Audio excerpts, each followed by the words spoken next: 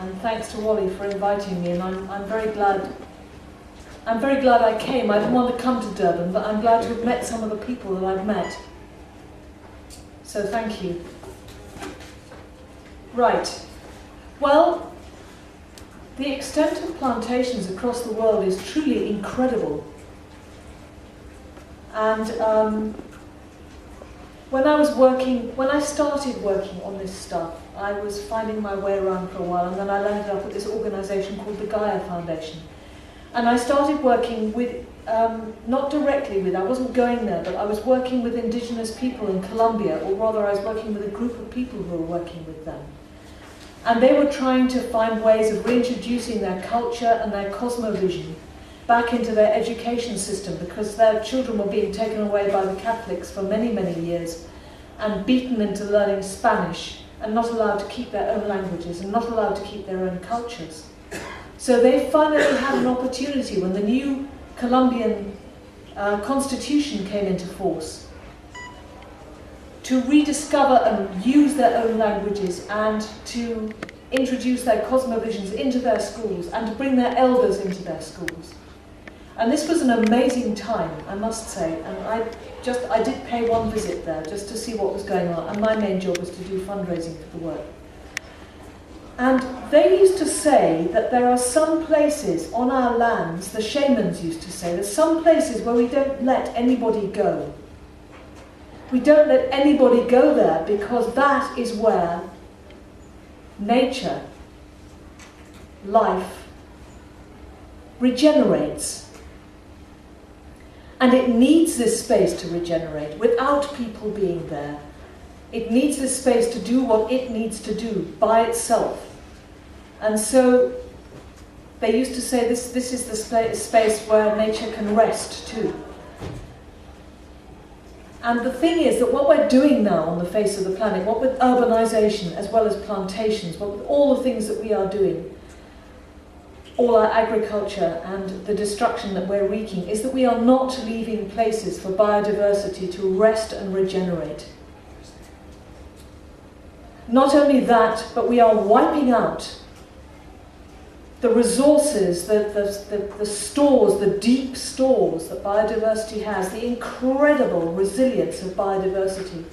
That means that, as Sue Edwards said in another presentation, she said, nature is it's kind, it's forgiving, it will forgive a lot.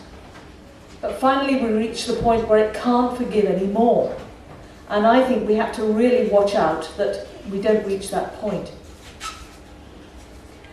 If we had a world map up here, I could show you the creeping face of plantations across it.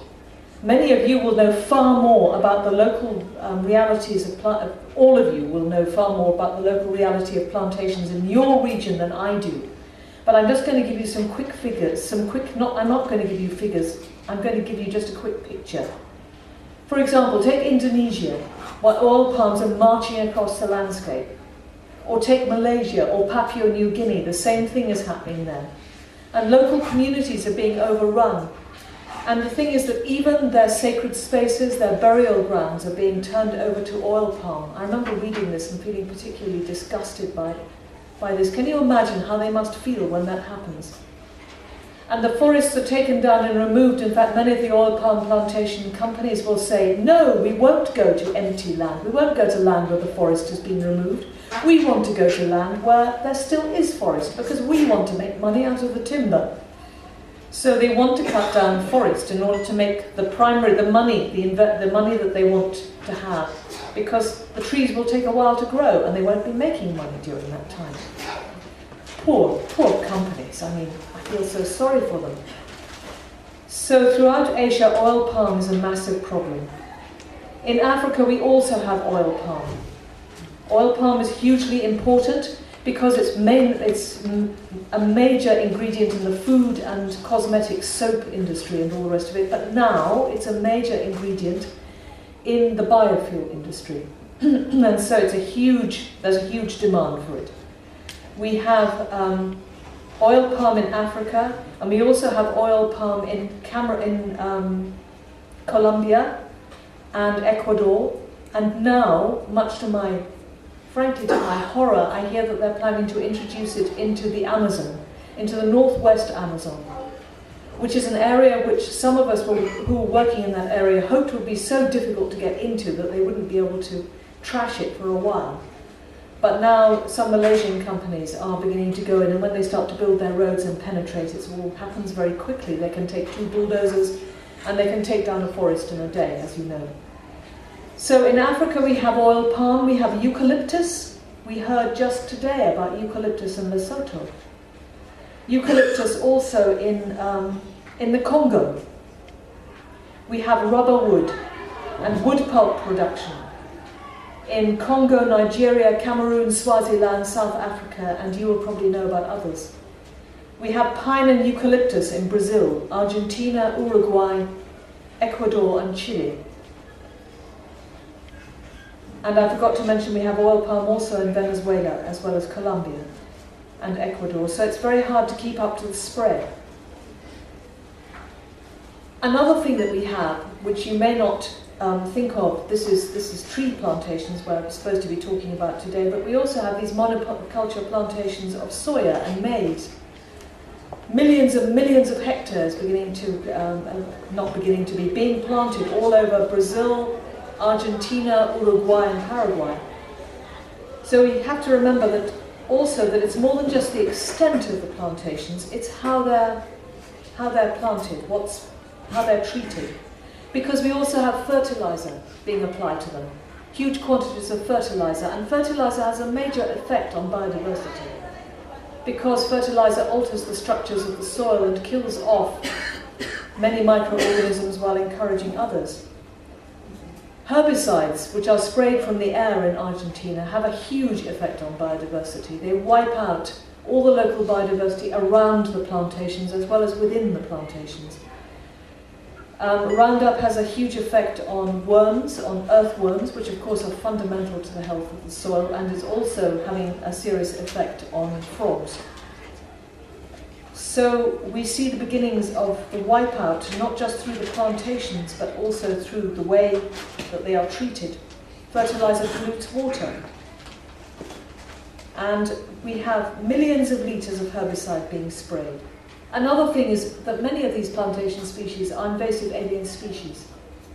And this is something that Wally has also mentioned, I know, that you have whole landscapes that are entirely composed of invasive alien species. We have acacia and pine as major invasive species, but I'd like to read out the names of some of the others because they are also being used as biofuel trees. These are also all invasive alien species. Jatropha, being planted as a biofuel crop in many countries. I don't think we know that Jatropha works as a biofuel plant at all, but it's being promoted on the basis of almost no knowledge, as a sort of miracle, like a patent medicine from the 19th century. Oh yes, it'll make your hair grow. Oh yes, you can scrub your table with it. Yes, it'll clean your shoes. So in the same way, Jatropha is being promoted as this miracle solution. The Chinese tallow tree, the neem tree, miscanthus, which is a grass, castor oil, many species of willow, poplar, the moringa tree, which I was told was such a wonderful tree, but it is an invasive species. Pongamia too. Invasive species are usually very resilient, they can grow in a wide diversity of habitats. Eucalyptus is also an invasive species, and they are trying to make it more so by genetically engineering it. Genetically engineered trees are a huge problem. I think we're going to hear more about those later. But genetically engineered trees, if you genetically engineer eucalyptus to be cold tolerant, then it will have a whole new region of the world to be invasive in. And this is another major problem that we're going to see a lot more of. So, biodiversity. Why is biodiversity important? What is biodiversity more than... Well, I know some people think that it's just something that you preserve in a park. That it's something that is almost a luxury, that people go and look at biodiversity in your amazing African national parks. But I know many people have been thrown off the land for those parks in the past. But biodiversity is so much more than parks. We rely totally on biodiversity, all of us absolutely rely on it. And the point is that biodiversity itself relies on a diversity of habitats. We had Tom earlier this morning telling us that a healthy forest is a forest with many layers in it. It's got many, many different layers, and the different life forms will live in the different layers. With a plantation, it's usually a single layer. You will have noticed from the depressing pictures that we saw that they're all the same height. They are not mature trees. They never become more than upstarts, than teenagers. None of them are the elders that are required because, for example, even in biodiversity poor UK, one oak tree can support 300 species. Our biodiversity is poor, but our large elder trees, our shaman trees are very important for our biodiversity. In the rainforest, I don't think we even know how many. It's thousands of species can be supported by one old tree. So biodiversity needs areas where it can thrive. It needs niches. But in a monoculture plantation, the niches have been wiped out. That's the whole idea. There should be no niches in a monoculture because it's got to be easy to address, to deal with, to cut down. So plantations destroy complex and resilient ecosystems, which are based on the huge diversity of living organisms that they include. A healthy soil may contain millions of microorganisms, and even a single teaspoon, we don't even know what most of them are. We know more about the stars in the sky than we know about the microorganisms in the soil under our feet. And biodiversity is crucial for addressing climate change, and this is where I'll finish. We absolutely have to have resilient ecosystems in order to be able to respond to climate change at all. Otherwise, the impacts of climate change are going to destroy us even faster. Resilient ecosystems are ecosystems that can adapt.